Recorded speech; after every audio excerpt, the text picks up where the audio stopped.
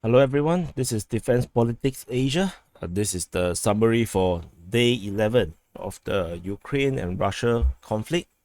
Or in Russia is the Ukraine not a war, and Russia not an invasion. So anyway, there's a lot of things to cover for yesterday, and these are the latest information as of around 8 hours to 10 hours ago.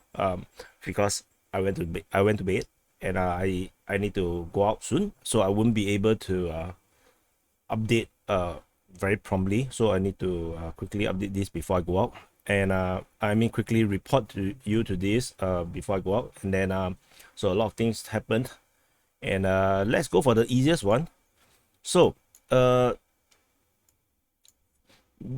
Vinnytsia airport was hit by 8 missiles. It was allegedly a caliber missile. If you follow my coverage, you know that I usually do, or I almost never, talk about the missile or artillery strikes or rocket strikes on whatever targets, because it is literally impossible to cover hundreds or even up to 1,000 strikes a night, and usually it is usually just repeating myself if I do that, and it might be misleading because information is never complete. But this is a bit significant because this is a very far away target, number one. Second, the missiles actually flew in from the south. So, and the Ukrainians make a big thing out of it. They were saying that this attack is actually coming out from Transnistria, and Moldova defense ministry is very fast to react, and then they actually deny that the launch of missiles is from Transnistria to Ukraine. So they categorically denies the fact that the launch of missiles on the territory of Ukraine is from Transnistria. So this is significant because Ukraine is in a desperate kind of situation where no one want to help them other than give them weapons and let them basically go on suicide missions. And they are constantly, from my assessment, they are constantly trying to actually widen the conflict in order to force the West or NATO into war to save them, or at least even the odds. So this is what it seems like what Ukraine is doing. And the Russian ministry here, I did not update, but the Russian ministry actually announced that the defense ministry actually confirmed that these 8 missiles actually is launched by their missile ship from here. So, and that kind of killed this story altogether. So since the Russian statement, nothing was said about this anymore. According to the Russians, they say that this entire air base is totally destroyed. It's totally unusable now. The Ukraine ministry, Ukraine government say that they put out the fire so fast, so they managed to kind of save some of the things, and didn't let the damage get any bigger than it already is. And also they say that no, they accuse the Russians of attacking a civilian airport. So the reality of this is that this is actually a dual use airport. This is not a civilian only airport. This is actually a civilian plus military airport, and this is Google Map. I have evidence. You just scroll all the way in. You see what are these? What are these? These are military aircraft and helicopters. So it's ridiculous how Ukraine can just lie straight out, lie to people when this is on Google Map. You can see these are military trucks, military vehicles. So it's all green, or maybe I'm wrong, maybe, but this is definitely military. So it's hard to conceive, why some of them need to lie this way. The airport is actually here, and then the civilian aircraft is actually here. This is one side. The other side is actually all military. So Reportedly, the Russian says that most of the combat-ready aircraft in Ukraine is now destroyed.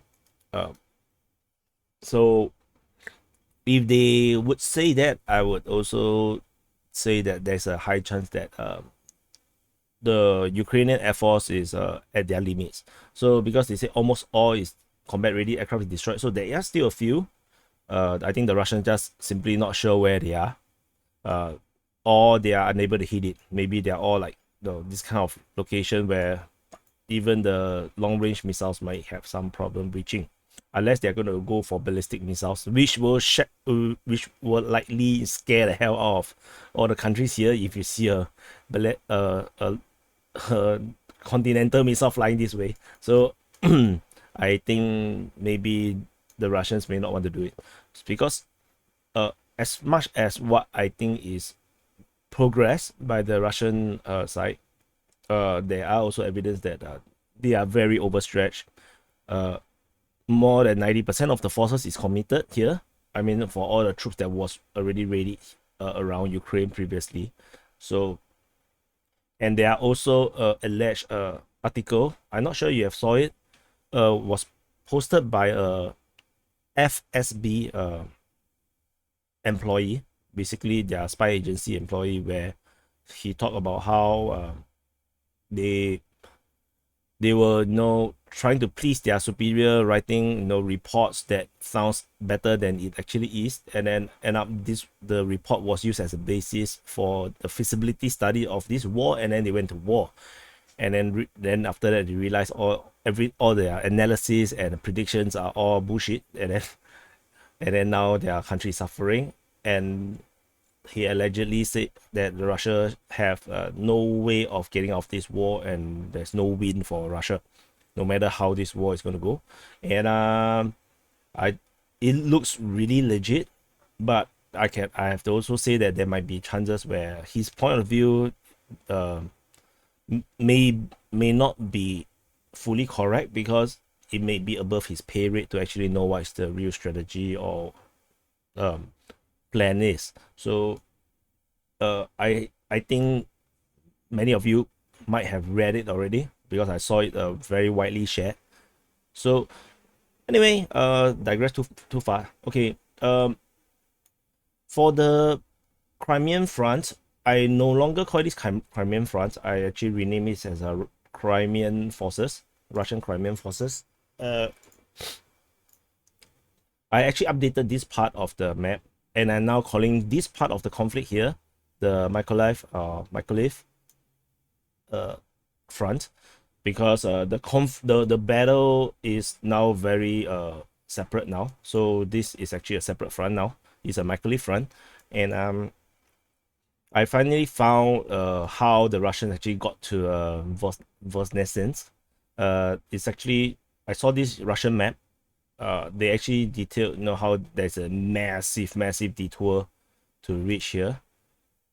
So, and then interestingly, well, as I found this, there was information from the Russian side that the Ukrainians actually pushed back the Russian forces into Kashpero, Mykolaiv. They withdraw from Bashtenka. So I actually dropped them here, and then this small city is now taken back by the Ukrainians, which also means that this entire long detour is now broken.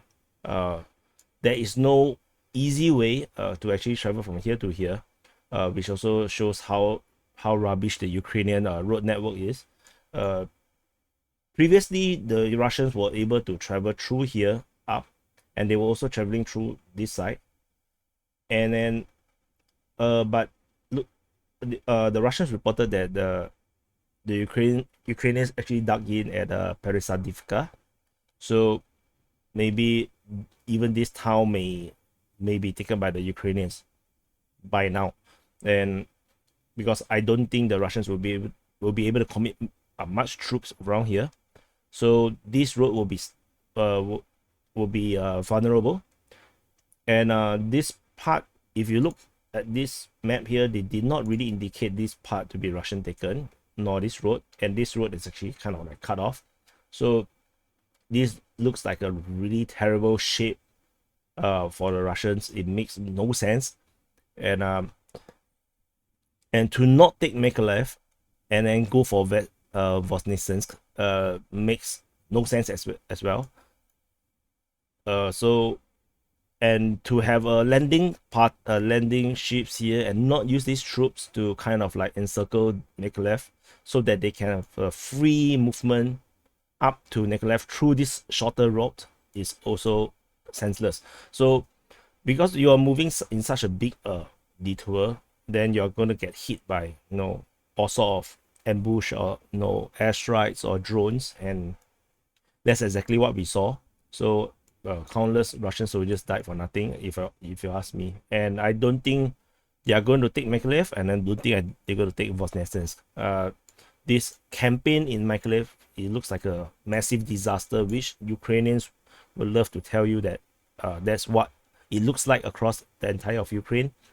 And this problem actually repeats itself somewhat around in the north, where before they even take all these cities, they are trying to drive all the way to Brovary, and then they are trying to build up a force here in Brovary. So looks like there's a massive forest here. So the report, so we are now in the Kyiv front. Similarly here, I call it the Russian Kyiv forces. The Russians are gathering around here. This is where the forces are gathering. They are still fighting for the suburbs or smaller city of Irpin and Bucha. Bucha is somewhat taken by the Russians again. Not much else here. It's just better for Irpin, and I think it's another kind of like a weird situation where they are fighting so hard for this place. Maybe it's because of this airport. It just weird to me. So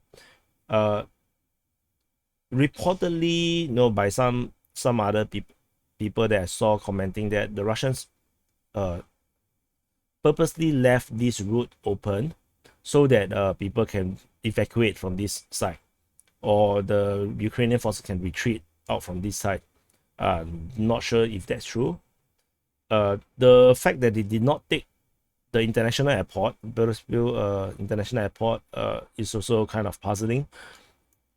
They tried in the first day or second day of war, but it did not turn out well. So otherwise, all these major towns or cities, small cities, are all untaken.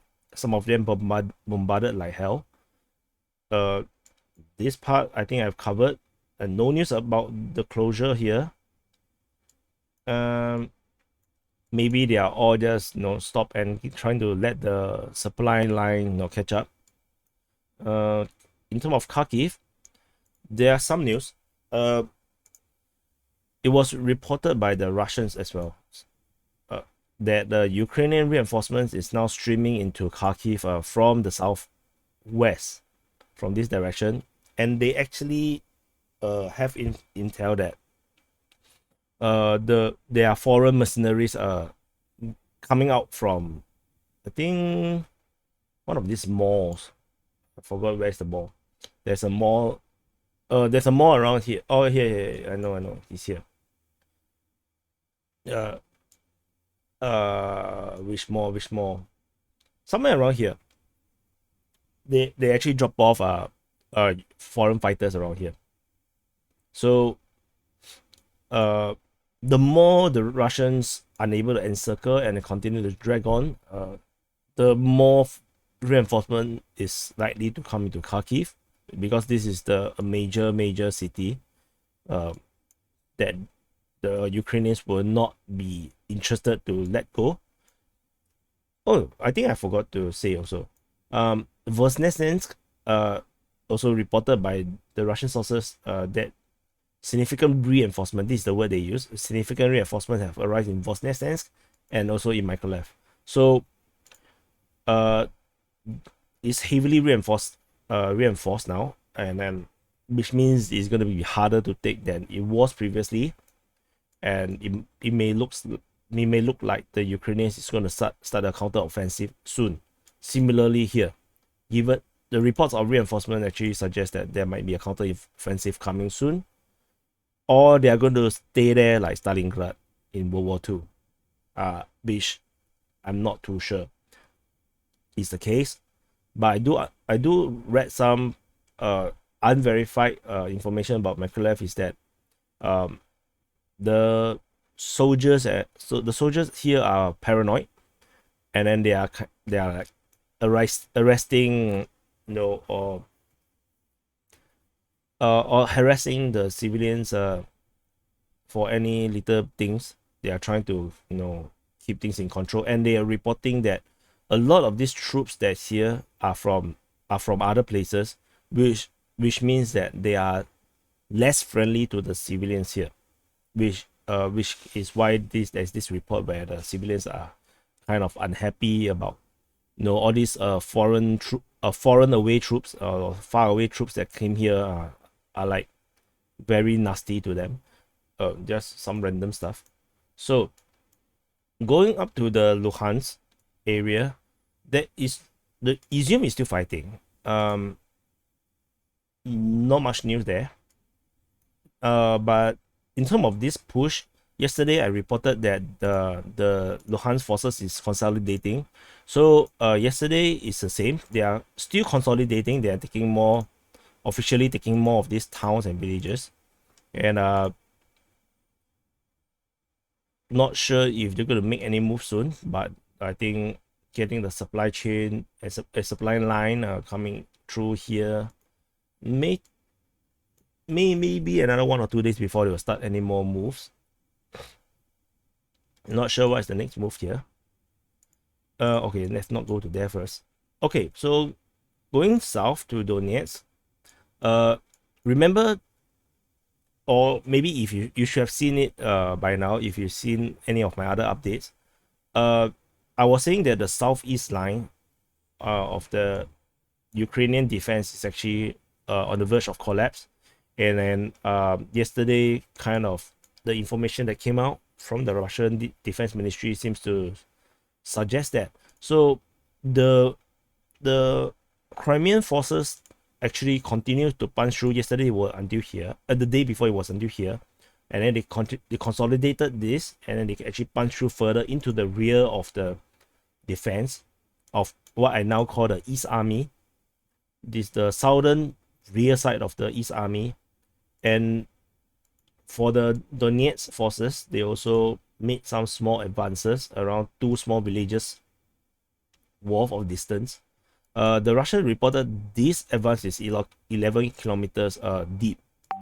And if you look at this strategic map and understanding that the force actually moved this way and this way, you can kind of imagine that any Ukrainian force that is still remaining here will be asked to immediately retreat, because you cannot stay here, and you cannot stay here either, or you get encircled. So the only logical thing to do is to actually retreat through this small gap now and go up. There's one of the more obvious is that they will actually build a new defense line from this mining town of Novotroitsky all the way along this main road to Velika Novosilka. So this could be the new defense line that they must hold. If they don't hold this one, then they will have to fall all the way back to this line of Kurahov and Drivka and Koma, this line. Because why this is important, because you need the road to actually reinforce and resupply. That's why you need to build your defense line along the road. So not sure if they're going to hold this line.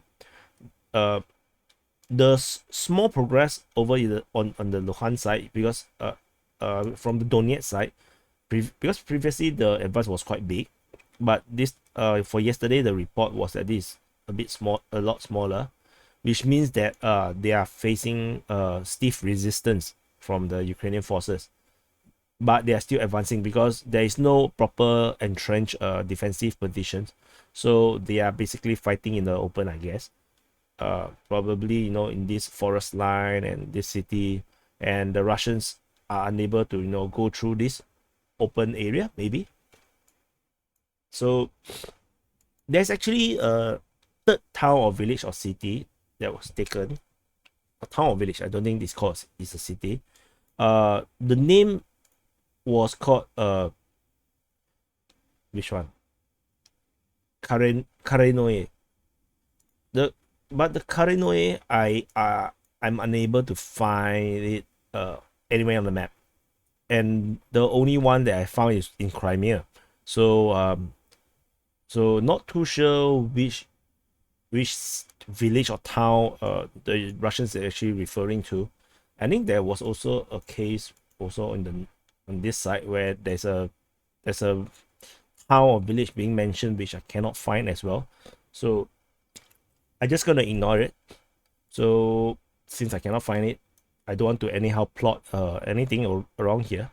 I was suspecting that it might be this Kropisnivske, but the name is slightly far away, and this is like a really small village, so not sure. I'm really not too sure, so I'm not going to plot it. I think with the next update, if there's any advance, we will probably see the front line move further. And this also looks like they are going to close the gap. I'm not sure if they want to encircle this mining town, or they will actually go for another flanking run to go behind this defense line, or this defense line. I'm not sure where is the defense line is going to be now, but this is the situation for the East Army southern flank. And going to Mariupol, let's touch on the humanitarian side of things. Earlier in the day, in the morning, the Ukrainians actually announced. So this time around is from the Ukrainian side, because previously the day before it was from the Russian side. They announced the evacuation, and this time around, interestingly, there is buses, going out from Zaporizhia all the way to Mariupol to actually fetch the civilians. Reportedly 9 trucks and 30 buses. So it's also interesting that the day before there's no buses reported leaving Zaporizhia, and that's a bit kind of like weird, because the Russians reported the ceasefire, and then the Ukrainians actually haven't even have the buses ready. So today they have the buses ready, and then they even have all the time. They also announced the route.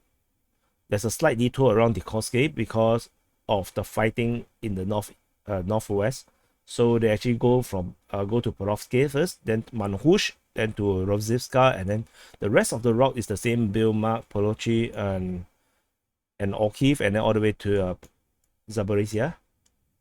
But this did not happen.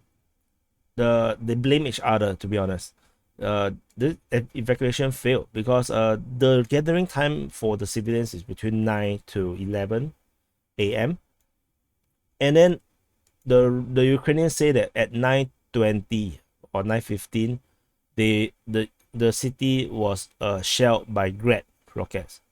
So then the Russians was like, no, it is the Ukrainian forces that, the extremists, they are unwilling to let the civilians go.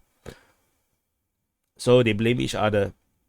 And to be honest, it does not matter who is wrong. The reality is the civilians are stuck. Reportedly 200,000 civilians are stuck in the city, and then they reportedly say that the food reserve is now down to 1 to 2 days. How they manage to come up with that number, and how the civilians are going to reach those food, I have no idea.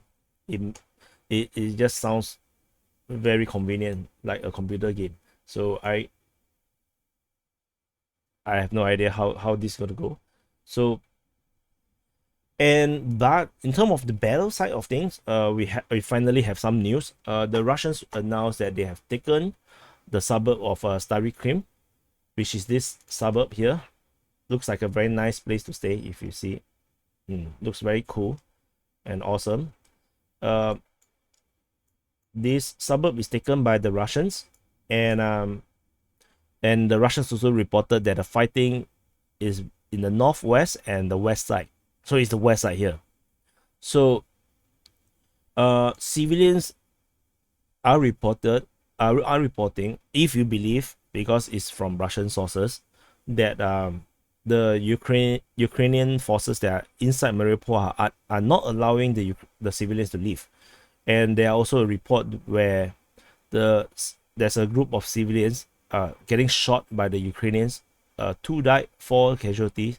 I saw the picture. There's actually more than 2 who died. I think around 4 dead. But of course, I cannot verify the pictures. So, regardless, is looking very bad because the Azov battalion is here. At least one of the units are here from the Azov battalion, and then these are extremists, neo-Nazis, or allegedly neo-Nazis, but they do look very neo-Nazi to me, and they are definitely not going to allow the civilians to leave because that will expose them to heavier bombardments and heavier attacks. The Russians are accusing them of using the civilians as human shield, and this is like totally believable, because that's the only thing that's standing between Russia and Russian forces and taking of the Mariupol itself. Without the civilians, I think this battle would have ended much more faster. There are also reportedly, I think yesterday I did mention also around 13 or 19 civilians left from the Russian side.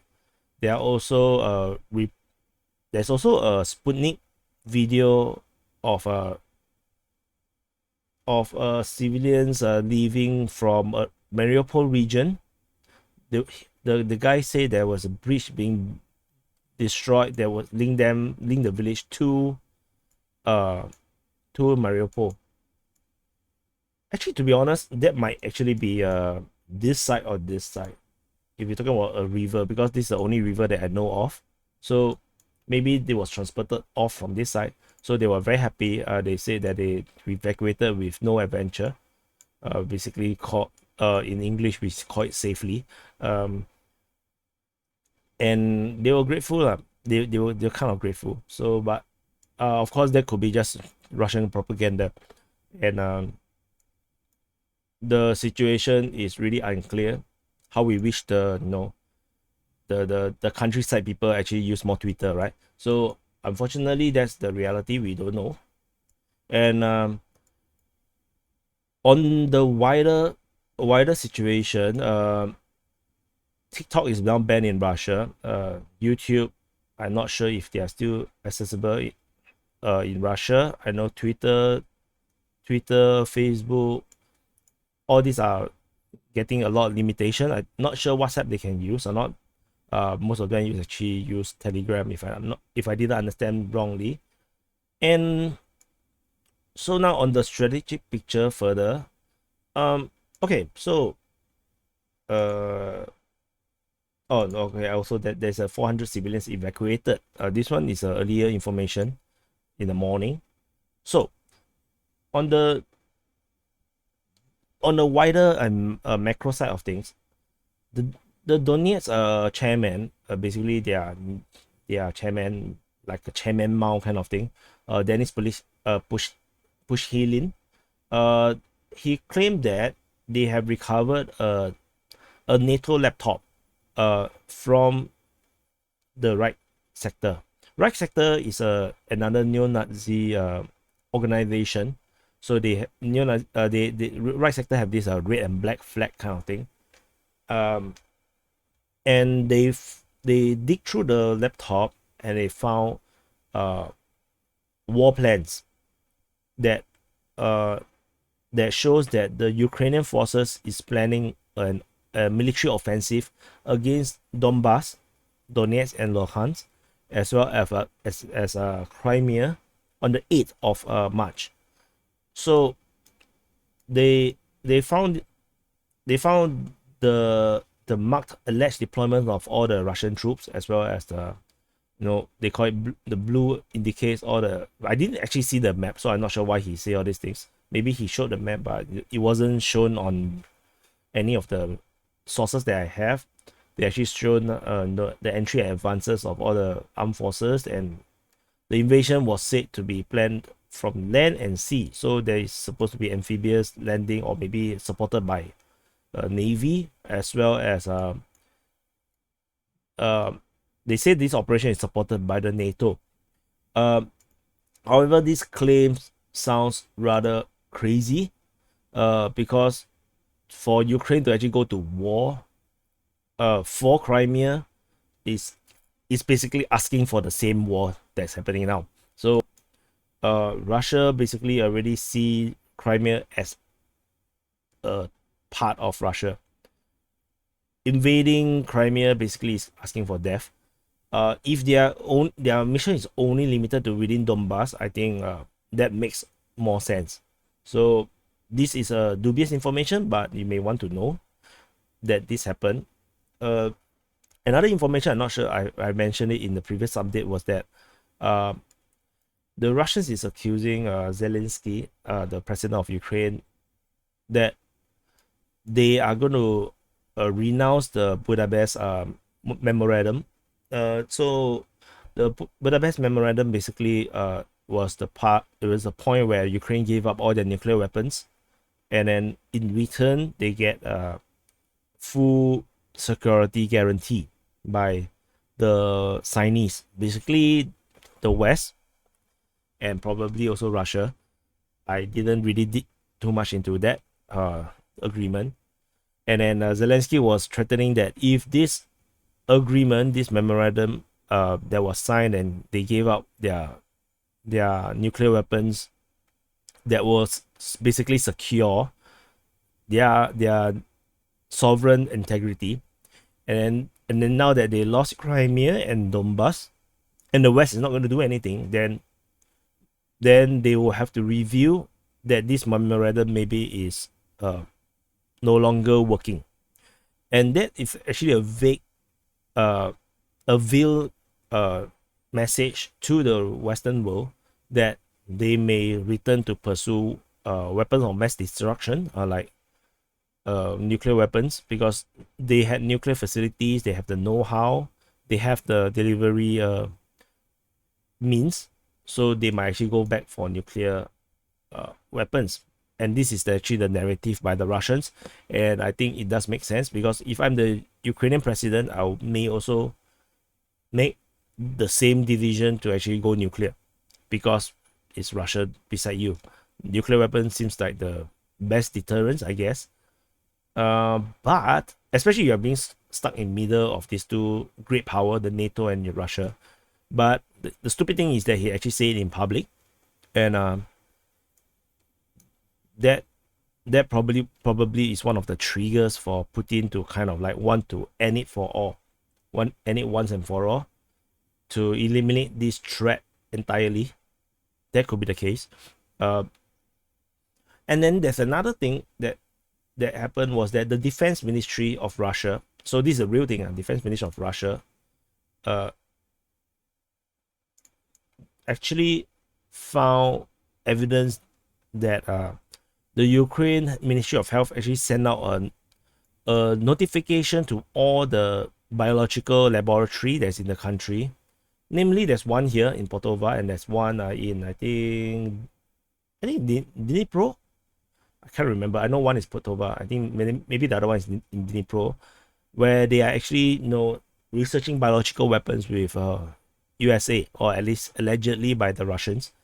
And then the notification was at the start of the war, where they asked the labs to destroy any traces of all these bioweapons, like anthrax and things like that. So but so the evidence given was 5 pages of paper that was scanned, or maybe it's through emails, so maybe it's a digital copy, I'm not sure.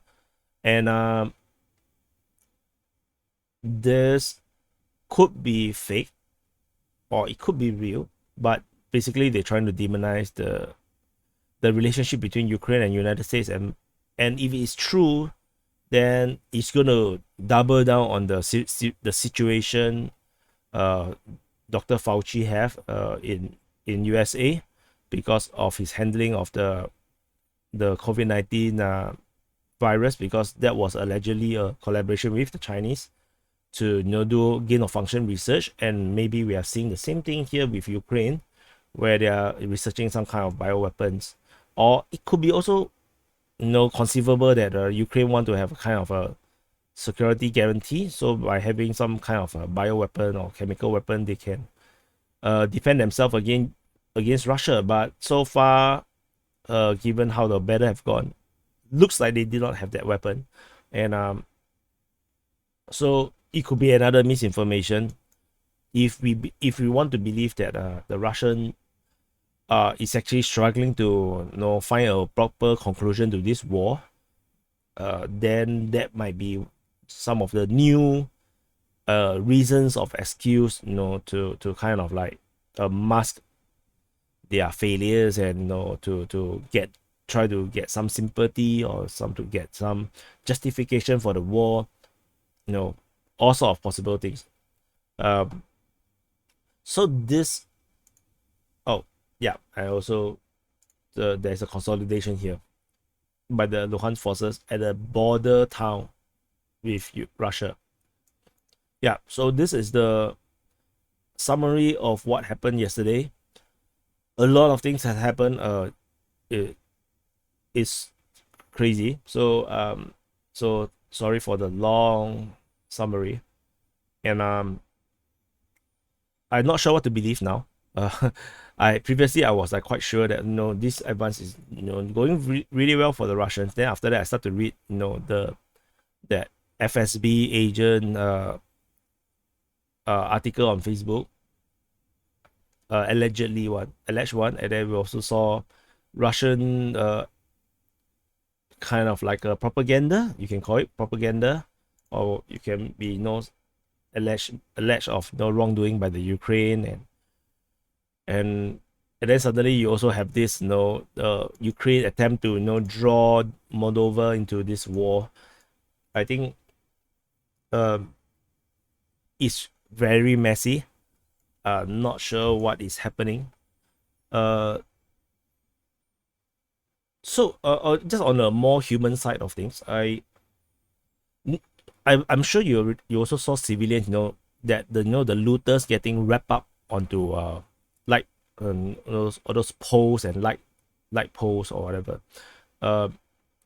There is, and then people were saying that these people are being tied in the middle of like very cold weather, like winter like weather, and then they are not given water and food and stuff, and they're actually getting stripped, on the bottom down. And then there is actually a confirmation that there is one of these so-called looters died from the cold. So one of them, I saw the picture, he looks gray. So this is actually really bad, because some of these looters that are getting tied up, right, it's not happening in the front lines. It's not all these besieged cities. It's actually happening in like Zhytomyr or Potova, these kind of places where the police should still be in control. And then some people comment that the fact that this kind of public lynching kind of thing is happening shows that the security is actually failing. The internal security is kind of failing, that the police is not effective.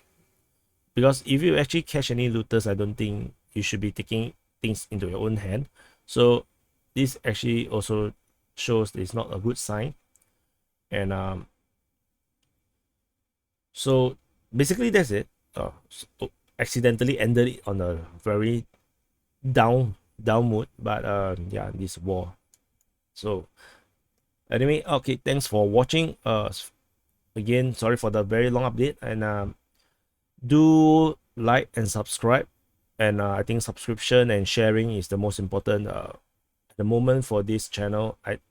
liking definitely will help to get this video more recommended to more people, by sharing to your friends and people that you know, or the community that you are in that are interested in the war.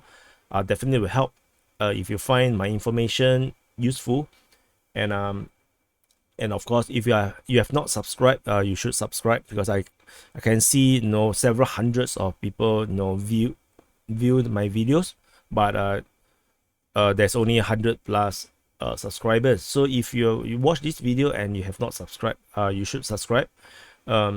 This gives me the motivation to continue to work on all these updates, because these are not easy. It takes me around minimum of 5 hours a day just to update all these things, as well as posting it on the website and doing all these short videos to put it on YouTube. So it's a lot of effort.